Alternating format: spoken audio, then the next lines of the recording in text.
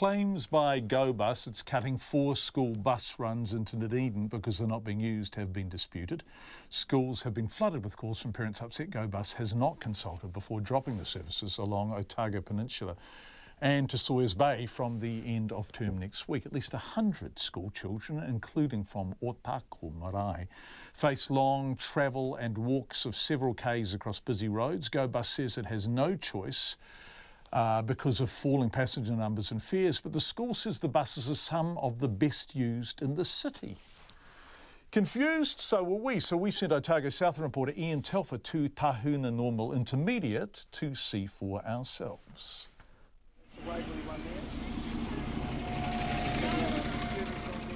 It's just after 3 o'clock and I'm standing on Tahuna Road outside the school with its principal, Tony Hunter. He says GoBus's decision came out of the blue. Well, last Friday we found out that they were going to discontinue the Waverley and the Portobello bus runs. And there was no, we hadn't been consulted, and that was the first we knew of it. And a lot of parents were in the same boat. So apparently there were notices on the bus and in bus shelters, but we didn't know anything about it. And what's the reaction been?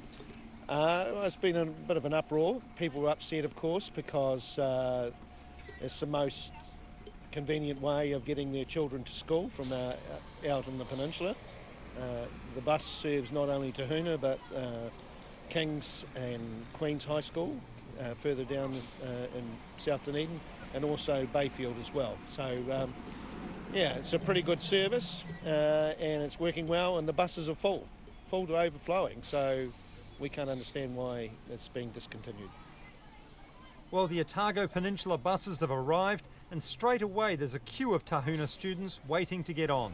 This is the Portobello bus here, is it? Yeah, this is the Portobello bus, and it looks like today just about everybody will get a seat, but just about every day there are people standing in the aisles, but we'll just see whether or not it falls right up. Might be a couple standing by the looks of things.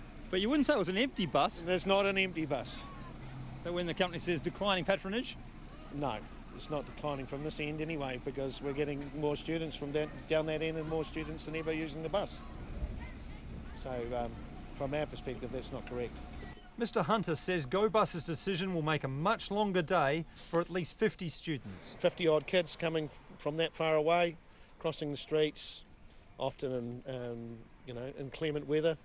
It's going to be a difficult time for them, and parents just don't want to put their kids through that. I mean, they're still paying for a bus fare and they're not getting the service that they want. The Otago Regional Council's writing a report on what to do about these bus routes, which is expected to be debated next Wednesday. In Dunedin for Checkpoint, Ian Telfer.